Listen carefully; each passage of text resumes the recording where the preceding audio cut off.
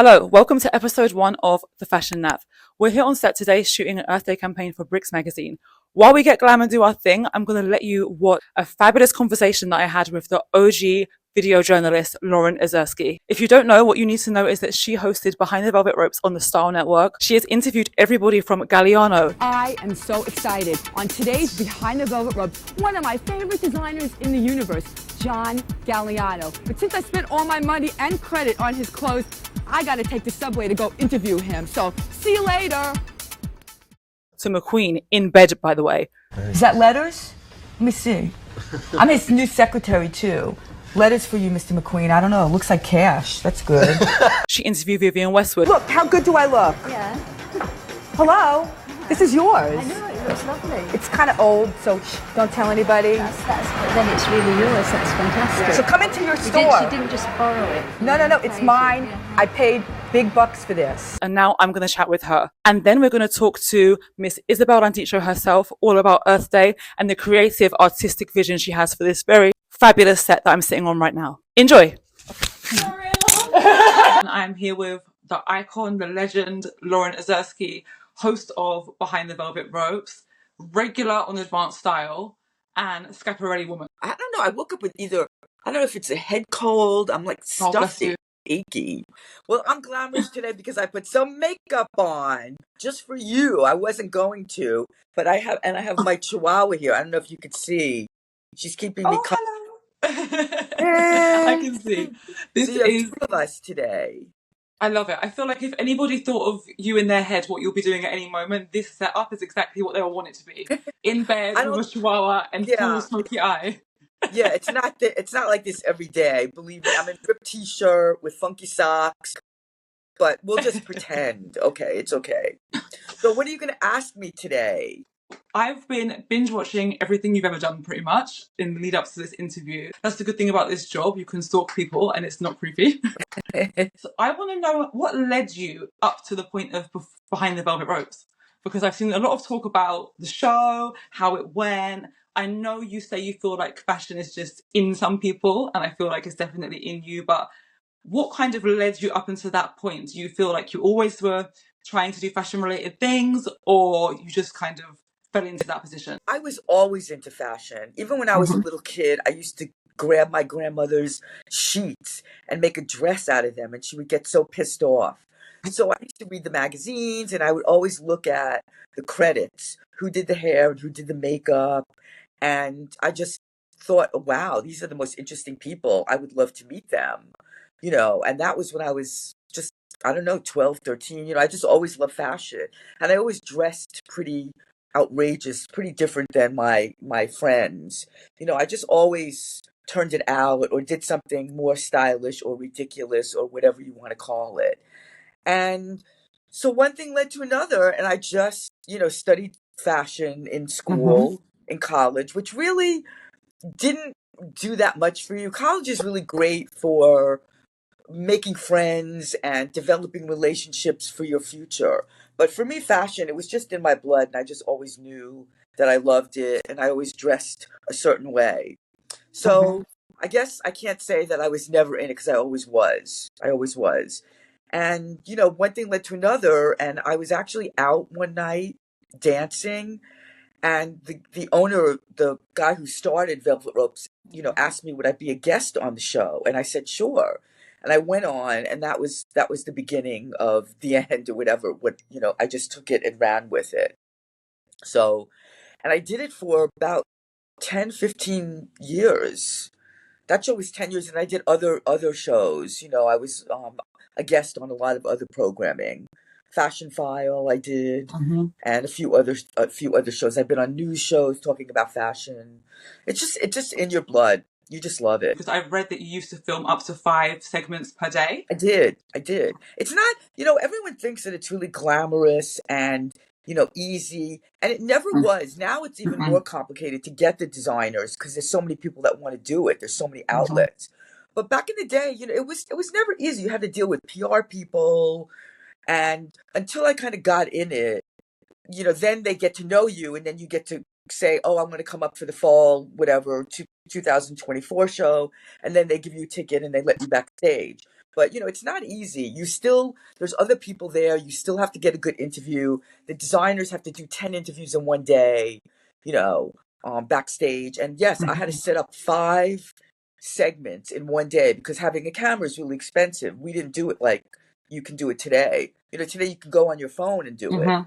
But we had a professional camera person and an editor, and that costs money to do it. But, I loved it. And, they say if you do something that you love, you'll never work a day in your life.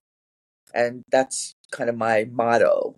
I can tell how much hard work it is to produce a show like that.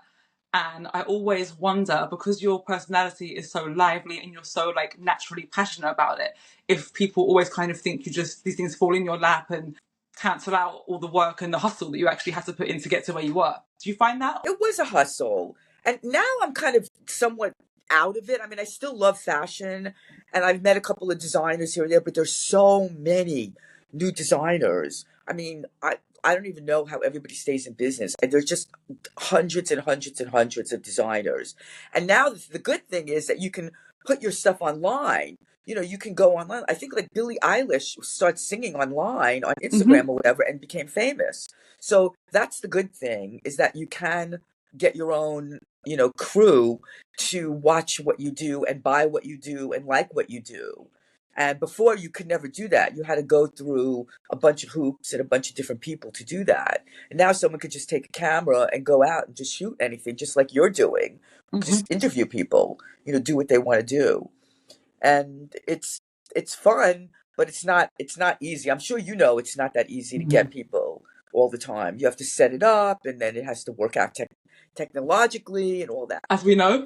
We had like a couple of minutes, we couldn't figure out what was going on. We had to like connect. So it's not easy, but I think it's well worth it if it's what you love. It's almost like the internet has leveled the playing field in one respect, because like you said, you can just open your phone and make your own audience. And if you have to drive, you can take it somewhere. Yeah, but then, if you're good, people will watch it. When you do an Instagram post, you see how many people liked it. And there's a lot of people that have seen it, but didn't necessarily like it. Like you might look in your thing and like, 5,000 people saw that little clip or whatever, and then 300 liked it. So just because someone sees it doesn't mean they always like it. But one thing I've seen that I know many people liked is you on Advanced Style. Like, who is the girl next door? That's why she's next door. I don't want to know her. I have no desire to be that. At the end of the day, it really doesn't matter what anyone thinks but you. I don't dress for male attention. I mean, why? Why do I have to have 500 guys staring at me? I'm like form over function. I don't care. It's got to look good. And some people think that's crazy. That's who I am. What can I say? How did you meet Seth Cohen? How Oh did my God, that come together? He just called me, and I looked on Advanced and I thought, this guy is really great because he's just going to women that normally would be considered, oh my God, over the hill, and focusing on them, not the 19, 18, 20-year-olds. Because women like me are the ones that really buy the fashion. Young people, they aspire to it. I think more, but we've been wearing it and we buy it, and why not focus on an older woman? We have a lot to offer, and I don't really understand. I still don't understand why 90% is still focused on the youth of today. I mean, I know it's aspirational, but if I'm a 50-year-old woman or a 60-year-old woman, I really would like to see someone my age wearing some designer outfit, Absolutely. and see what they look like. I know what an 18-year-old is going to look like, So I love it. Now, a lot of people are just like texting me. They know I'm home in bed. They're like, can I get you anything? What can I do? It's so sweet. It's been amazing. I mean, I think Instagram and all this media is just an amazing how you can connect with people from all around the world. I'm talking to you. You're in London? Are you in London? Yeah, that's incredible. I love London. You have the V&A, which is a great museum. Yeah, we do. It's fab. I think we have a lot of good fashion here. I always think Vivienne Westwood. I love Vivienne Westwood. I was just trying to shop Vivienne Westwood before I got on this call. I was on there on the Vestiaire, the vintage, trying to get my deals, just before I got on this call. That's the youth of today. Like, you don't necessarily go into stores. You just go online, right? And you just buy things. It depends. I liked the in-store experience still, But I feel like what's happened now is that there's so many amazing secondhand apps where you can get vintage pieces. And I think a lot of the fashion girls anyway, we're still trying to hunt down those original pieces because the fashion houses change designers so many times. You know, Yes. you still aspire to that original piece that maybe we weren't there for or we couldn't afford at the time. So I still do in-person shopping when I have time. I have a son, but yeah, it's a bad habit. Imagine this doom scrolling on Instagram, but now you're shopping. It's I know. not a Well, good combination. you know what? That's what I've been doing. It's really interesting because the other day, a couple of days ago, with a girlfriend of mine, we did a live sale on I saw some Instagram. of it. Yeah, a lot of my archived pieces, and I'm going on every now and then and just putting a few things up because people like attention. They want to know it came from you. Where did it come from? Where did you wear it?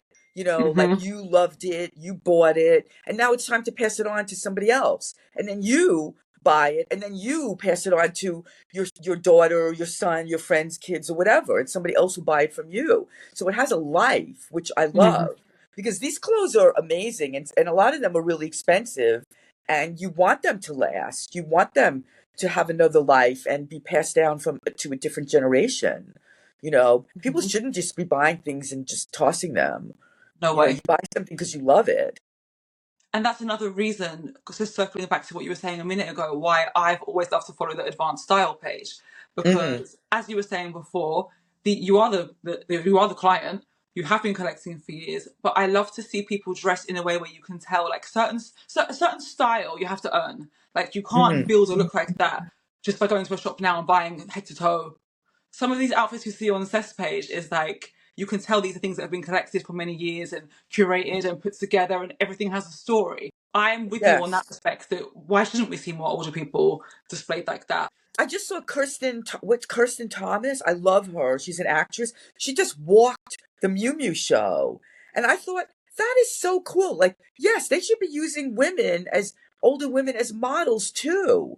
You know, it's like one woman they hire out of 20 models. You know, it Mm. should be half and half or all different ages, you I know? think it was Bathsheba in the New York Fashion Week that had only Yeah. 40 plus models this season. You I know, I think was this supposed to season, be in that show, but I was supposed to be in that show, and I was in Florida. I went to Florida, so I couldn't do it. that would have But been I love amazing. Batsheva. She's amazing. So I'm gonna, yeah, maybe next season, you know, I'll do it if she wants me. We'll see. And I But hope you yeah, open everyone, and close that show as yeah, you should. it was incredible. I mean, she's amazing. She's always used older women too, and I think Mm. it's great because we're all gonna get older one day, and we all want, you know, acknowledgement that we're still relevant, and Right? we If we're lucky are. enough, we'll all get older. So Yeah, I'm with exactly. you. And we saw a lot more older models this season, but there's been a lot of criticism, not that they're using older models, that they've replaced the plus size models with the older models, that we can't have everything at once, which I think is really sad. It should be just like we have different sizes, different ages. Yeah, It shouldn't be I like, okay, this is the trend. We're doing older. Now we're doing bigger. Now we're doing this. yeah, no, it should be. I think you're right. I think it should be just always a multitude of various different types of women, older, younger, you know, thin, heavier, Mhm. whatever. It's just how women are. The range of women is how should the clothing be sold, be showed. That's what I think anyway. Completely agree. I think what you look at should reflect the world. You know, Hmm. archive. It should always look like the surroundings. And I don't really go outside and just see 500 rail thin blonde women every day when I go into the street. So, I'm going to switch speed a little bit, but you've always been very gracious in interviews, talking about the Yeah. people that you've interviewed. You always say every guest you've had was amazing. I want to know, is there anyone you never got the chance to talk to that was sort of on your wish list that you just it didn't happen for Wow. whatever reason? That's really not not in the day. I pretty much got everybody I wanted to get in the day. You know, today, Hmm. like I love Daniel Roseberry for Scaparelli. I would love to. I've met him, but I've never interviewed him. But I Hmm. would love to do him. You know, interview him, have a chit chat. I know there's a lot of great designers out now, and yeah, there's so many that I wouldn't mind. Gabriella Hearst, I've never interviewed her. She's another one that kind of she's not up and coming. She's already coming. She's already there. But I remember when she first started. I love Stella McCartney. Never got to interview her. Hmm. And there's a lot of, I love Stella doesn't use any fur or leather, so she's really advanced. So yeah, there's just, I mean, every day there's somebody new doing something. And I just love fashion and I love the people that do it. And they're all really, I mean, I've never met a mean fashion designer. It's the PR people that are difficult because you have to go through them to get to the designer. That's Mm-hmm. the part. Most designers that I've met were really gracious and really nice and gave me great interviews multiple times. Isaac Mizrahi, I've interviewed a gazillion times. Michael Kors, I've interviewed a million times. Even John Galliano, I've interviewed a couple of times back in the day. Alexander McQueen. Yeah, no, they love what they do and they're passionate about it and they don't mind talking about it. It's just the PR people you have to go through to get them to do the interview because they're busy. So you have to get the Mm-hmm. time scheduled and booked and all that. So, that's I'm the just hard. sitting here nodding, like you said it, not me. Well, I'm Because sure. I agree with you. I'm sure. It's not, but persistence usually wins the way. Someone's drilling, so just don't mind that. I don't know what's going on in my building. I want to talk a little bit about your style also, because you've sort of developed this iconic look for yourself. People associate you with like the black and gold look. But then when I watched back through the episodes, you actually wore a lot of really beautiful, colourful looks also. When Well, did the black and gold start? I've always been into black, like always. Mm. But when I shot things, I would borrow from a lot of different designers because, I didn't want to wear black every day on every show because it's fun to just do some color and Mm. I like colorful clothes too. But I just live in New York and it's just easy to everything goes with everything. You don't have to think too much about it, and that's why I wear mostly black. I buy mostly black because it's just easy. Um, Mm-hmm. I mean gold. I guess I put it in my eyeshadow today. I'm wearing silver and Mm-hmm. gray silver. But I've always worn gold jewelry. I mean, gold has always been, popular with me, and black always. So I don't think it started recently. It's just always been. But the black and gold there, it makes sense why you were a huge fan of Daniel Roseberry. It's just a wild, I look back at Schiaparelli and they had many different designers Mm-hmm. throughout the years. And I thought, well, how come it didn't really make it? Like Christian Lacroix did it and it was beautiful. I don't know. I don't know why. There's many different designers that went through that company. And then all of a sudden he came along and just hit the nail on the head at the right time and made things really more embellished, and it's more like the 80s because the 80s everyone did really gold buttons and a lot of embellished uh jackets, a lot of stuff going on, a lot of looks not so simple. And he just hit that time frame that people love it. And I just look, the buttons are amazing, the way it's cut is amazing. It's just really special. And I've been trying to buy a lot of the pieces and I love it, but it's getting more and more expensive. And I think Mm-hmm. clothing has just gotten so really ridiculously out of control that I don't see how the average woman, I can't buy it. And I've been working for years, and I have Mm. savings and it's hard. It's just really hard to spend $9,000, $10,000 on a dress. It's crazy.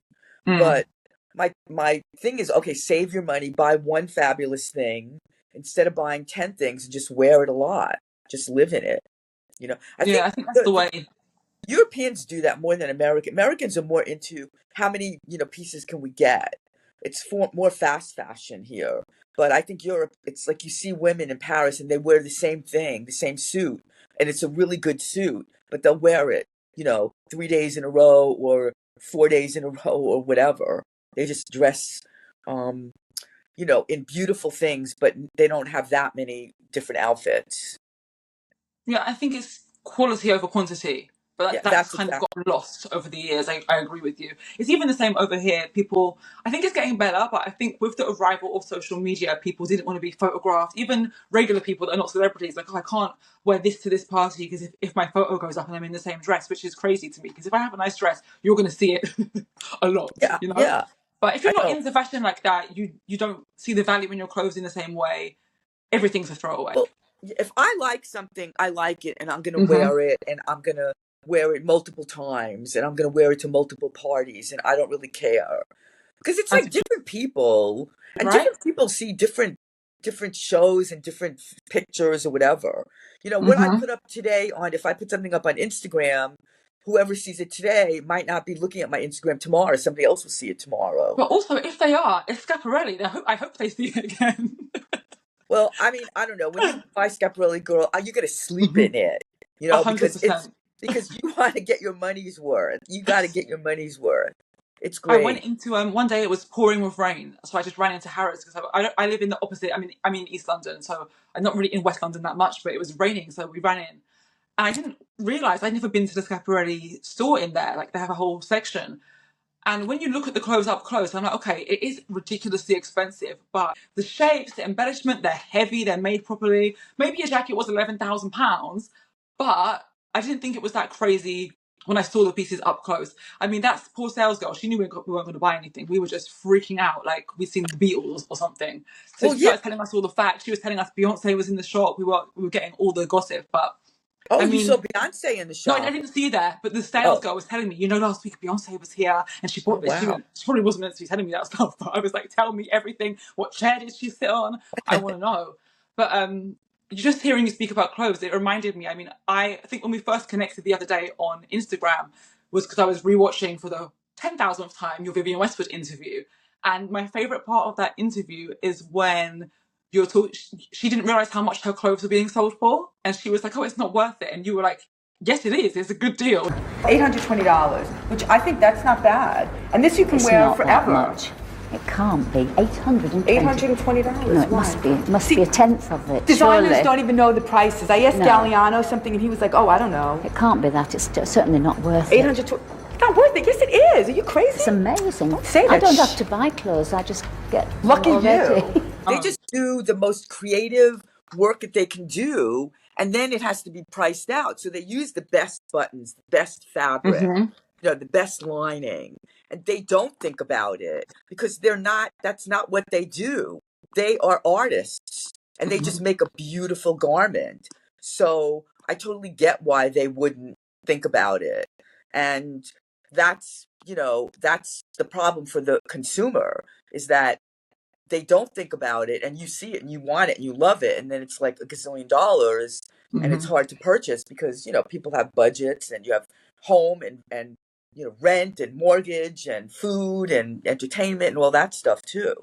But you buy one good piece of whatever, and you will have it forever, and you will love it forever, and you won't get bored because it's so special. It's an investment. That's what I like to say. 100% agree. It just cracked me up because I think it was a suit you were both looking at together, and it was $860, and she was like, "It should be 10% of that," and you were like, "No way!" And I thought, "Stop! Let her sell the suit for $86." I know, but she did, because She's gone out of business. she probably didn't think about it. She's thinking, I want to put the most beautiful buttons, and she's not looking like, oh, these buttons are $5 more than these other buttons. But Right. that's the way it goes because she's doing her creativity.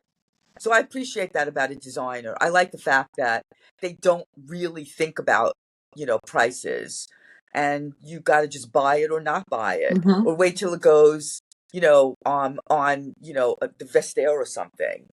These designers that are making it, they're so big, Vivienne Westwood or Rest Her Soul, people like that, it's almost like they have to be left completely out of every other thing else so they can do their jobs to the best they can do it. The designers that are smaller, that are struggling and trying to find their way, they are probably losing sleep over, oh, how am I going to produce this? It's so expensive. So you get to a level and it's like, okay, just sit on your desk, draw the dress, get the dress made and move on to the next dress. So that probably is the dream position to be in, to come into your interview and say, I didn't know my suit cost $860. She was in the prime position to create.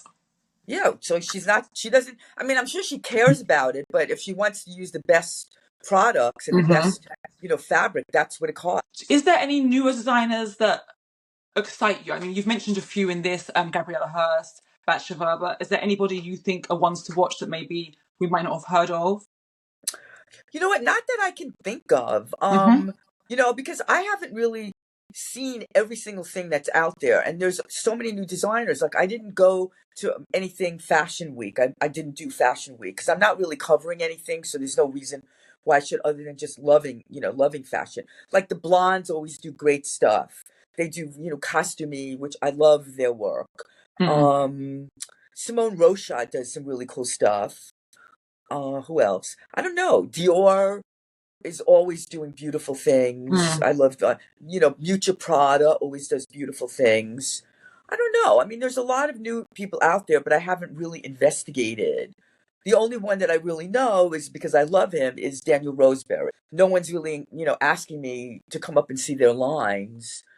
Sometimes here or there, but it's like I don't really have a place to put it. If I was, I can't do an interview and I have nowhere to put it. I don't have an Would you outlet. ever do reporting again, or I you've would closed love that to do door? that. Yeah, I would love to do that, but I don't want to do it just with my camera. I mean, I want a cameraman and Mm-hmm. an editor, Mm-hmm. and I just want to go there and be the talent and not have to set everything up and do everything that I did. I hear Because you you. get burnt out, after a while of doing it all. I had to hire the cameraman, hire the editor, set up the appointments, go up there, go through the footage with the editor, and it's a lot of work. I think we Yeah, need you back. there's no fashion. There used to be Jeannie Becker from Canada. There was Ilsa Clench. There Mm-hmm. was me. There was Fashion File with Tim Blanks. There was 6 or 7 shows on. There was what's her name? Oh my God, I'm having a senior moment. House of Style with Cindy Oh, Crawford was my another fave. one. Yeah, so there was a lot. There was 6 or 7 shows on. There's not anyone doing There's any nothing. shows at all. It's Why do just, you think that stops? Why do you I don't think that know. is? I have no idea Because because people, the suits that make the decisions don't think anyone's interested. I don't know. The people that would hire me to do it don't think anyone would watch it. I don't know, which is a mistake. But, because I I have see no. people, blame it on the internet. But if that were the case, there would be no TV at all. It's weird that this whole one genre of fashion just kind of got taken out because those shows were successful. I mean, I was super young when they were on, but I remember them, and I see it People every day did online. watch People them. reposting, rewatching, trying to find these clips. Like it's very, very popular. That's kind of Yeah. how I Yeah. even built an audience, was just talking about these things that had happened before. People were still very much wanting it. So I just find it, all we really have now is like the design competitions, like Project Runway, Yeah, Next in which that's Fashion. not. I'm not really interested in seeing 10 people vie and be mean to each other. I just hate that. That's just so mean spirited. And I just Mm. don't like it. I think I want to know what even students are doing. Like, I actually covered a student fashion show from Parsons one time, and from, I think, another one um, what's the other, FIT. So Hmm. I was into covering everything, but there are just no shows anymore, and there should be. There really I think should there's a be. huge gap in the market for it, and I just think it's ridiculous that it's just really sad because I think what you all were doing was incredible. And I said to you in my message, I was like, I feel like, especially your specific brand of how you would report, really, I believe 100% is why people like me even have a job now. Because even though it was a serious thing and you had a crew, you were so yourself. My show was the first reality show. That's what I'm going to say, Nailed it. because it was total reality. Today, I was on some reality show and they tell you to stop and repeat it and say it this way and say it a different way. Mm-hmm. Mine was just off the cuff, running around with the camera, taking taxis, talking to everyone, the taxi guy, the elevator man that took us up. It was total original reality. And Mm-hmm. there just is no, that's just not all the housewife stuff. It's not reality anymore. It's all fake. No. So yeah, so if anybody wants to hire me, I'm out there and available. We're Yeah, gonna get you a new job from this because I'm I ready. just don't understand. I don't understand where I couldn't even explain it if I tried. It makes no sense to me how you're still in the fashion space and no one's putting you in front of a camera. I just think it's insanity, personally. Well, I thank you so much, honey. I don't think it's I think the state of fashion is good in one way because it's more accessible, right. and that makes it more interesting. So I think it's more democratic fashion. So I Hmm. think it's a good time, because you don't have to spend $10,000 on something, or 10,000 pounds. You can get something looking good for $100 or whatever. Mm. And if you have style, you can just do it yourself. Make get a plain black dress and then buy a beautiful bag and shoes, and that'll do it. you know.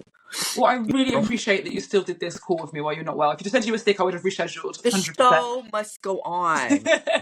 You are a The true show must go on. showwoman. You have to tell all of your viewers, you know. So the show must go on. Even when you're sick, even when I was sick and I had an appointment to interview someone, I did it. You did it. Mm-hmm. You do it. That's it. You know? No laziness anymore. Nobody can be lazy. You got to go out and get it. Got to do I'm it. going to have that recording. I'm going to have that recording as my alarm clock from now on. Okay. I need Go to out. wake up to Get you up, just Chad. saying, Go get out. up, do it. No, Yup. thank you so much for your You're time. so welcome. Let me know when it's on. Sooner than later, because I might be dead in a couple of months. You Who will knows? not. You know. Don't say that. You will not. And then you can put my Instagram. You know, people can follow me on Instagram too. Of course. But thank you so much. You are the most Well, you're glamorous so sick person welcome. on earth. You're so welcome. Thank you so much. And if I get to London, which a good friend of mine is there, I will look you up. Totally. 100%. We will do a lunch and go and look at separately. Got it. All right. Take care. Then. Bye, Get well buddy. soon. Bye. I hope you enjoyed the interview with Lauren and Iseri. I hope you learned something. Now we're going to talk to Isabelle and Landicho a little bit about Earth Day. Earth Day is something to celebrate. It can feel like in order for slow fashion to be taken seriously, it can't have that frivolity that fuels fashion as an act of escapism. Art offering positions conscious fashion at the centre of high-octane glam visuals in a sea of greenwashing, neutrals and minimalist looks. Izzy is in glam. The team are getting set up. Look at these clothes. They're mine, actually. Ha ha ha. We're about to work out the looks. I have like my whole wardrobe here. We have fabulous, fabulous things. Mine and Izzy's style is so different, but today it's going to come together in the middle, and I'm so excited about it. So we're here. We're on set today. We're shooting an Earth Day fashion extravaganza for Bricks magazine. This is Izzy. She is the art director.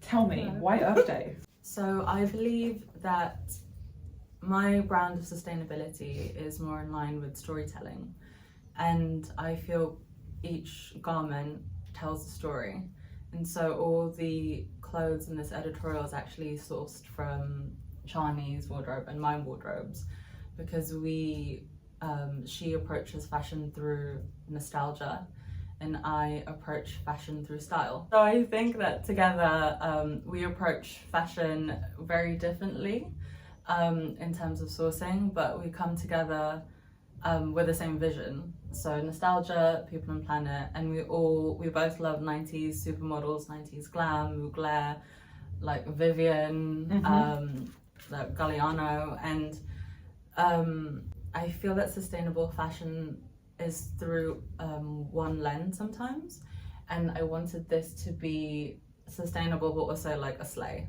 So here we are. Mission accomplished. Mission accomplished. Love! We are like 6 looks deep into the shoot. I've grabbed Izzy to get some more amazing information about the sustainable fashion world. How long have you been working in sustainability? I have been working in sustainability formally since 2017 and informally my whole life because she is from the Philippines. Okay. And we are a developing country and we also slay. And we make the most of what we have. That's what it's all about. For those who don't know, Isabelle has a lot of experience working as a fashion stylist, but you're also an art director. Tell us about that. So I have been an art director / creative director for the Earth issue. And we are a creative agency specializing in people on the planet. I don't know, you know when you're like, when you've poured your heart and soul into something and it's been amazing and it's time to put all of that energy into yourself. So that's the kind of vision and vibe I have for myself right now. And that vision and vibe landed you right here on the floor with me. So it was the right choice. You're just having fun. What I love about you is you're always ready. I'm always ready. Yeah, because these answers were not prepared, you know. I didn't tell her nothing. No. I just said, get on the floor and let's talk about your life. And she's a very talented and very intelligent person. It's part of the rebrand. It's part of the rebrand. Describe your, what are the 3 pillars? Don't get shy now. This girl texts me every day, Shani, you need to think about your pillars. Fashion, facts and fun, by the way. What's your pillars? So we're laughing because my My assistant slash stylist is offset laughing because I've actually asked her about her pillars last week. We went through this whole session independently, so now we're here. So Chani, thank you so much for asking. My pillars are, we'll get to my colours after. My pillars are storytelling, authenticity, and connection. Amazing. And we invite you all to comment your pillars below. Like and subscribe. We're going to go and finish this shoot now. We've got one look left to do. We'll show you the final images. Please go and check it all out with Bricks magazine. Earth Day is a wonderful day. Go and be in nature. Goodbye. Like, comment, and subscribe. My biggest fashion crime is that I have none.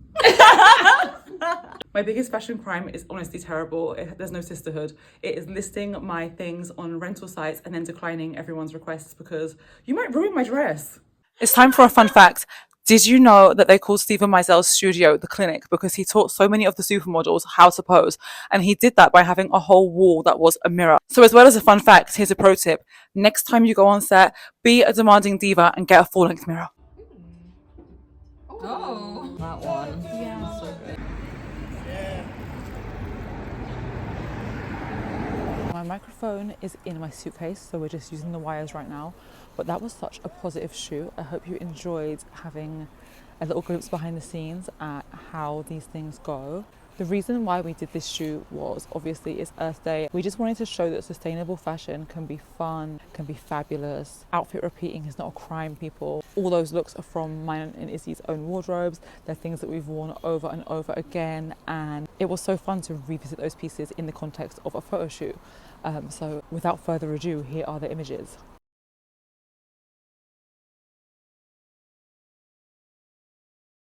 And that brings us to the end of episode 1. I hope you enjoyed this, and I will see you next week for the next installment. Bye. Thank you. Yeah, wow. It's just my set, you know.